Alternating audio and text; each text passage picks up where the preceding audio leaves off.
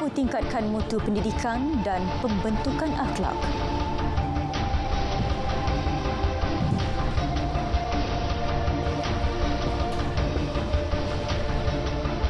Assalamualaikum, salam Malaysia Madani. Perdana Menteri Datuk Seri Anwar Ibrahim menegaskan beliau sentiasa menghormati undang-undang negara termasuk tidak mencampuri tugas serta keputusan yang dibuat peguam negara dan hakim terhadap sesuatu pendakwaan. Sekaligus menolak dakwaan bahawa beliau menggunakan sistem perundangan negara untuk membalas dendam terhadap mana-mana individu. Kalau benar saya dendam, ramai yang terperosok dalam penjara di Sungai Buloh. Tetapi saya tahu perlunya kita pertahankan prinsip dan keluhuran undang-undang.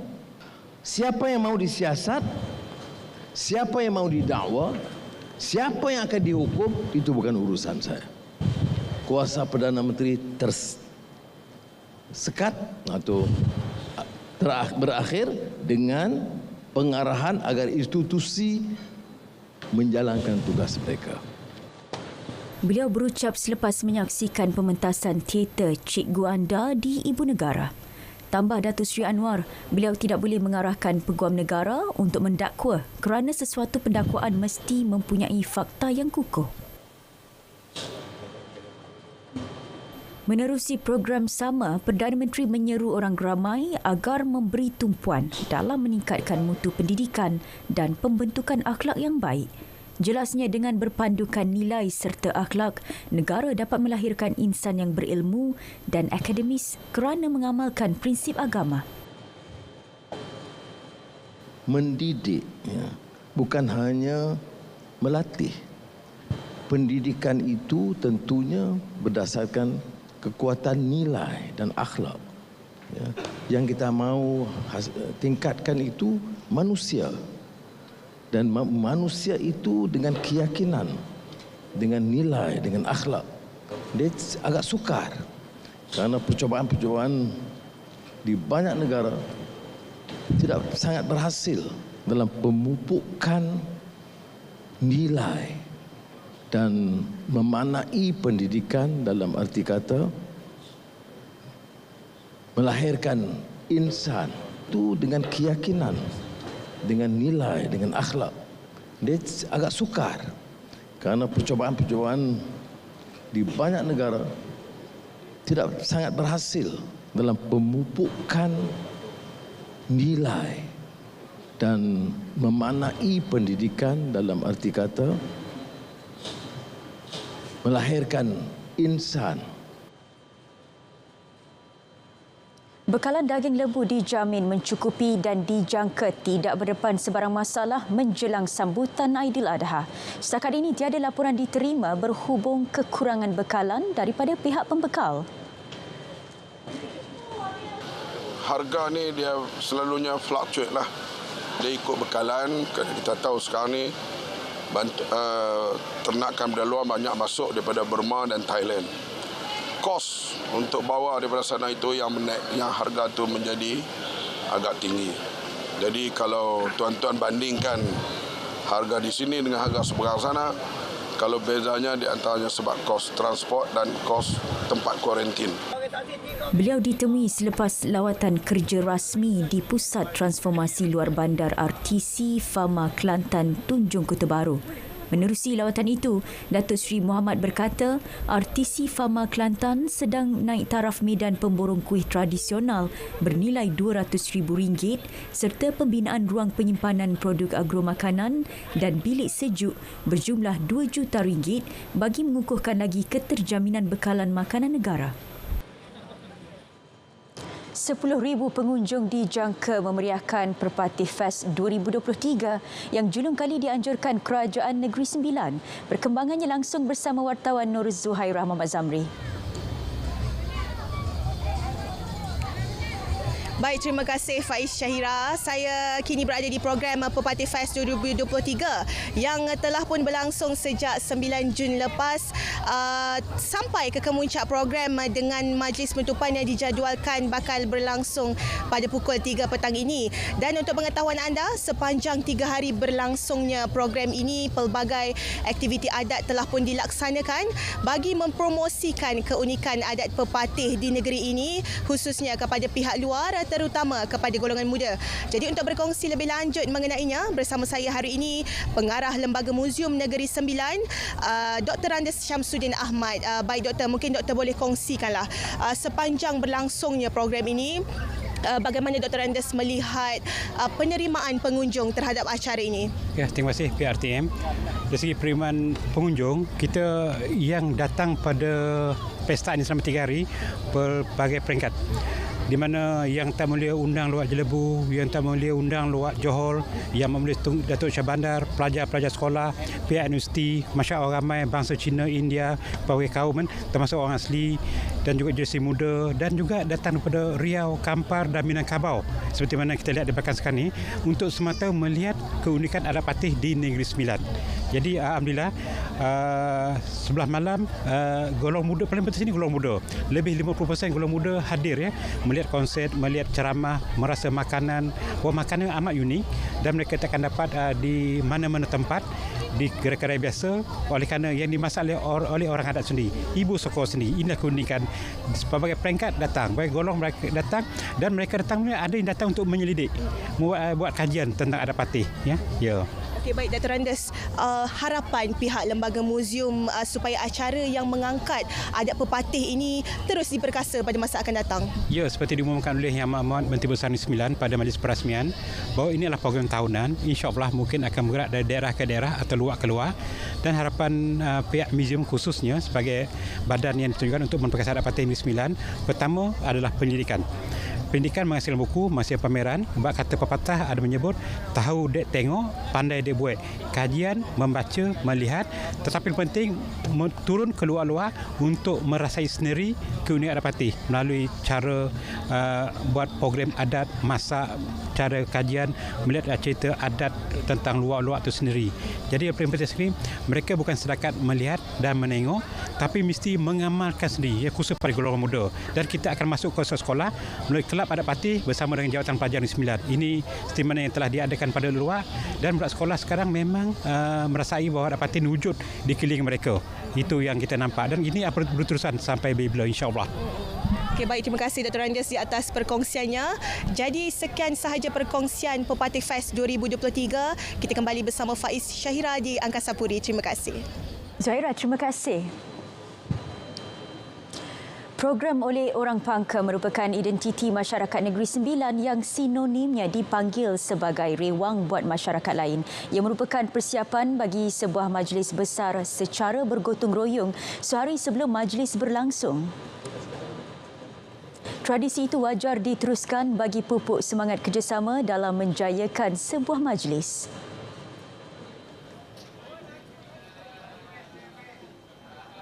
Oleh sekampung ataupun oleh Pangka, di mana kita ini berkumpul untuk menyiapkan persiapan kita untuk majlis esok. Jadilah suasana orang Negeri Sembilan, kalau orang sebahagian panggil rewang, sebahagian panggil gotong royong, tapi di Negeri Sembilan ini kita panggil oleh sekampung, oleh Pangka. Jadi kita harap bahawa majlis ini ataupun adat ini dapat diteruskan, dapat memberikan semangat gotong royong yang akan mengeratkan silaturahim. Beliau berkata demikian ketika ditemui pada program oleh orang Pangka yang diadakan sempena Pepati Fest 2023 di Muzium Negeri Seremban. Kumpulan Uda Bestari dari Sekolah Kebangsaan Taman Uda Alostar dinobatkan juara pertandingan akhir Lenggok Cinta Sayang yang berlangsung di RTM Kedah malam tadi. Kemenangan menerusi tarian Cinta Sayang dan Ayam Didik itu membawa wang keseluruhan RM10,000 beserta trofi. Latihan sejak daripada uji bakat iaitu semifinal, lebih lebih kurang sebulan. Penekanan yang saya berikan ialah untuk sentiasa stay positif, work hard, play smart and stay humble. Kemenangan ini merupakan satu titik tolak untuk kami lebih membuat yang lebih baik lagi pada masa hadapan, insyaAllah. Naib juara disandang kumpulan Aurastar dari SMK Tunku Abdul Rahman Alustar yang membawa pulang wang keseluruhan RM5,000 dan trofi. Manakala tempat ketiga pula dirangkul kumpulan Lentera Seritari dari unit kesenian JPN Kedah yang membawa wang keseluruhan RM4,000 dan trofi. Penyampaian anugerah disampaikan Ketua Setiausaha Kementerian Komunikasi dan Digital KKD, Datuk Muhammad Fauzi Mat Isa. Hadir sama Ketua Pengarah Penyiaran Suhaimi Sulaiman, Pengarah Program Radio Nur Ain Bakir dan Pengarah Penyiaran Negeri Kedah Syarimah Abu Bakar. Dalam pada itu, usaha memartabatkan budaya dan seni perlu diteruskan bagi mencukil bakat baru dalam kalangan generasi muda. Justru RTM perlu memperbanyakkan lagi program seumpama itu pada masa akan datang. Saya pun sangat setuju kalau sebenarnya banyak lagi benda-benda seni yang perlu kita tonjolkan. Mungkin kita ni penuh dengan kreativiti. So, saya sangat-sangat menyokong usaha untuk menunjukkan bakat seni. Luar biasa, ya, kerana kita tengok anak-anak kecil kalau dididik betul-betul, mereka boleh menunjukkan keluarbiasaan mereka dan penuh disiplin, warna. Jadi saya rasa ini adalah satu cara untuk mendidik, kerana masa program tadi berlalu juga berlangsung, kita ada unsur sejarah, ya. Kemudian apakah maksudnya tarian itu, adakah tarian itu tarian rakyat atau tarian istana. Jadi kita belajar. Menjelang pembubaran pilihan raya umum Dewan Undangan Negeri, PRU DUN melibatkan 6 negeri yang dijangka hujung bulan ini. RTM bersiap sedia memberikan liputan serta laporan terbaik menerusi pasukan produksi dan wartawan juga siri penerbitan rancangan khas. RTM telah mempunyai banyak pengalaman dari lepas, jadi tidak ada masalah langsung. Cuma saya rasa pada kali ini mungkin kita nak lebih baik berbanding tahun-tahun yang sebelum ini. Jadi ada banyak percubaan telah pun diadakan dan saya rasa semuanya berjalan dengan lancar. Ya. Suhaimi berkata demikian selepas menghadiri pertandingan akhir Lengguk Cinta Sayang di RTM Kedah. PRU DUN bakal melibatkan 6 negeri iaitu Kedah, Pulau Pinang, Kelantan, Terengganu, Selangor dan Negeri Sembilan. Indeks perpaduan negara meningkat kepada 0.62% tahun lalu berbanding 0.57% pada 2018. Peningkatan itu memberi indikator terhadap pelbagai program dianjurkan Kementerian Perpaduan dalam usaha menyemai nilai perpaduan dalam kalangan masyarakat. Menurut Menteri Perpaduan, Datuk Aaron Agudagang, antara intipati program kenegaraan, perpaduan dan rahmah yang melibatkan komuniti di kawasan rukun tetangga. Dan kita telah pun mengadakan satu kerangka perpaduan. Dalam Malaysia bulan ini ada beberapa fokus utama, dan Kementerian Perpaduan kita fokus kepada kebudayaan dan kemasyarakatan. Dua itu. Yang lain ekonomi, pendidikan, undang-undang itu di bawah kementerian lain. Kita ini kemasyarakatan dan kebudayaan. Tambahnya, kementeriannya akan melaksanakan kajian Indeks Perpaduan Nasional kali ketiga tahun ini bagi menilai tahap perpaduan masyarakat berbilang kaum dalam negara. Beliau berkata demikian selepas merasmikan program Ramah Tamah Uniti Keamatan dan Gawai tahun 2023 di Dewan Taman Mawar Pasir Godang, Johor. Hampir 3,000 peserta menyertai program Selangor Bypass Half Marathon 2023. Ia dianjurkan bagi mendekati golongan belia selain menggalakkan masyarakat berkiat aktif dengan aktiviti sukan. Acara larian sukan diadakan di lebuh raya tertinggi iaitu Rawang Bypass bermula 4 pagi sehingga 10 pagi. Dan cabaran yang berbeza dan unik berbanding tempat lain ialah mereka terpaksa melalui Rawang Bypass, antara bypass yang tertinggi di Malaysia kata saya. dan melintasi beberapa kawasan hutan simpan yang tebal dan menarik. Justru acara ini insya-Allah akan dilanjutkan lagi pada masa-masa hadapan, dan kita mengucapkan terima kasih kepada para peserta yang datang daripada seluruh negara, yang bukan hanya datang daripada Selangor, datang daripada seluruh negara untuk menyertai acara pada hari ini. Tujuan kita adalah pertama untuk kita memperbanyakkan aktiviti sukan di negeri Selangor, di samping kita mengadakan sukan-sukan yang lain. Jadi bypass ini akan dijadikan sebagai acara tetap kita, acara tahunan kita di negeri Selangor ini. Saya lihat termasuk daripada Nigeria pun ada tadi, selain daripada negeri-negeri yang lain, Kenya pun ada.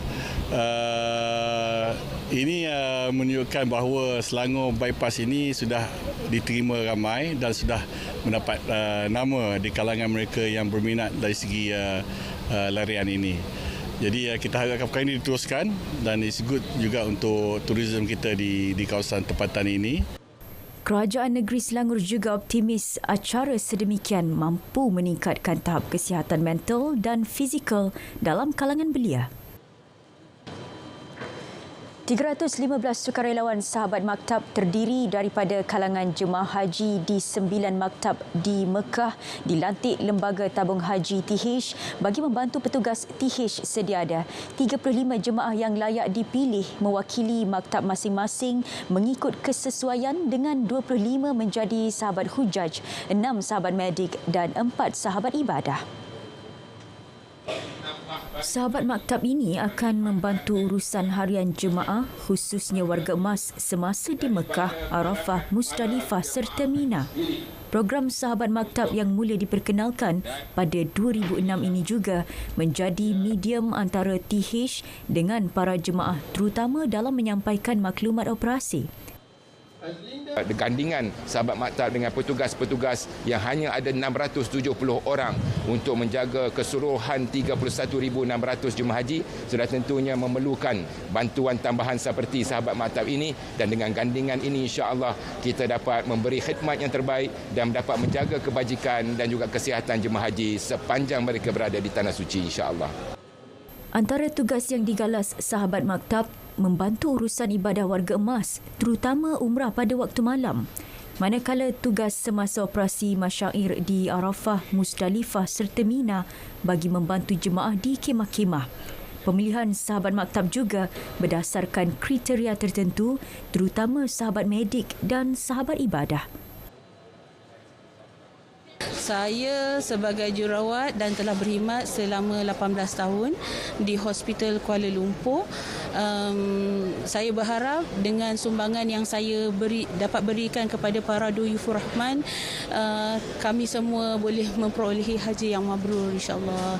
Join bersama dengan sahabat maktab ini untuk sekurang-kurangnya dapat membantu dengan sedikit ilmu dan juga tenaga yang Allah kurniakan kepada saya.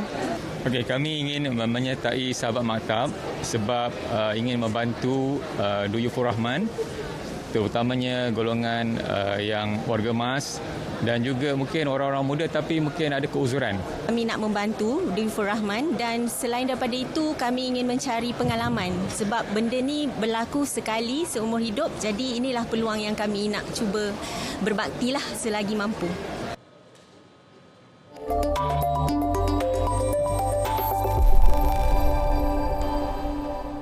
Pangkalan data e-Kasih dapat membantu program pemberian bantuan bagi golongan miskin mencapai matlamatnya. Menerusinya, setiap data akan melalui proses yang teliti termasuk proses sisihan, verifikasi dan pemutihan bagi menjaga integriti peserta e-Kasih dan memastikan yang benar-benar layak sahaja diberi bantuan.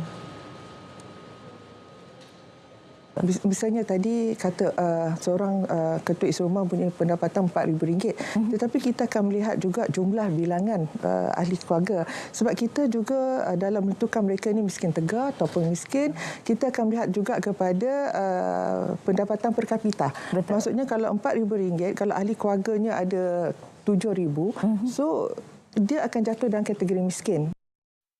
Beliau berkata demikian dalam Selamat Pagi Malaysia di TV1. Menurut beliau lagi, bagi memastikan tiada golongan yang layak menerima bantuan tercicir, platform e-Kasih turut dipantau di peringkat daerah dan negeri menerusi sisihan awal. Ia diikuti dengan fokus grup daerah dan negeri bagi memastikan pihak ICU JPN turun ke lapangan bagi melakukan verifikasi. Sistem e-Kasih ialah satu sistem pangkalan data keluarga miskin yang diwujudkan di peringkat nasional bagi membantu merancang, melaksana dan memantau program kemiskinan. Hepatitis adalah penyakit keradangan hati akibat daripada jangkitan virus hepatitis. Hepatitis A yang berjangkit melalui pencemaran makanan dan air biasanya menyebabkan jangkitan hati yang akut dan tidak berpanjangan. Hepatitis B dan C pula berjangkit melalui darah yang tercemar. Antaranya adalah melalui perkongsian jarum suntikan, transfusi darah, hubungan seksual dan jangkitan ibu kepada anak. Berlainan daripada hepatitis A, hepatitis B dan C boleh menyebabkan kerosakan hati yang kronik dan bara hati. Kebanyakan pesakit hepatitis B dan C tidak mengalami tanda dan gejala pada peringkat awal. Tanda atau gejala seperti muntah darah, jaundice dan busung hanya akan muncul setelah penyakit hepatitis menjadi semakin kronik. Oleh itu, lakukan ujian saringan hepatitis jika anda berisiko tinggi untuk mendapat jangkitan dan dapatkan rawatan dengan segera jika perlu di klinik kesihatan terdekat. Bersama kita cegah hepatitis.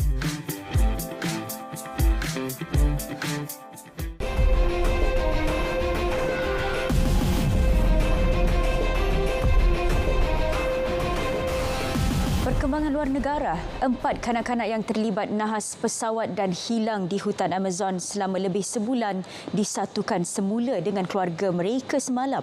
Walaupun keletihan, namun kanak-kanak orang asli tersebut tetap kelihatan gembira.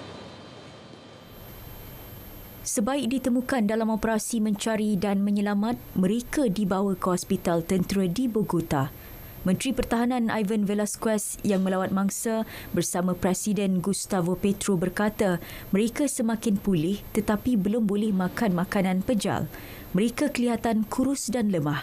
Velasquez memaklumkan kanak-kanak berusia 13 tahun membimbing mangsa lain mengharungi hutan. Lebih memilukan, 2 kanak-kanak termuda berusia 5 dan 1 tahun menyambut hari jadi mereka di dalam hutan. General Pedro Sanchez yang mengetuai operasi mencari dan menyelamat memuji orang asli yang terlibat dalam usaha mengesan mangsa. Pada 1 Mei lalu, kesemua kanak-kanak itu dalam perjalanan dari Araraquara di wilayah Amazonas ke San Jose del Guaviare, Colombia sebelum pesawat yang dinaiki mengalami kerosakan lalu terhempas. Ibu kanak-kanak terbabit bersama 2 lagi mangsa dewasa terkorban. Sekurang-kurangnya seorang maut manakala beribu-ribu penduduk lain dipindahkan susulan banjir yang melanda wilayah Granma, Timur Cuba. Keadaan itu disebabkan hujan lebat yang berlaku sejak semalam. Mangsa yang maut merupakan seorang lelaki berusia 60 tahun lemas di kawasan Jiguani selepas Sungai Bayamo melimpahi tebingnya. Banjir menyebabkan beberapa kampung terputus hubungan, tanaman musnah dan bekalan elektrik terputus. Pihak berkuasa Granma memaklumkan lebih 7,000 orang telah dipindahkan ke pusat perlindungan atau rumah keluarga masing-masing. 10,000 rumah mengalami kerosakan akibat bencana itu. Hujan lebat dijangka berterusan untuk 24 jam akan datang.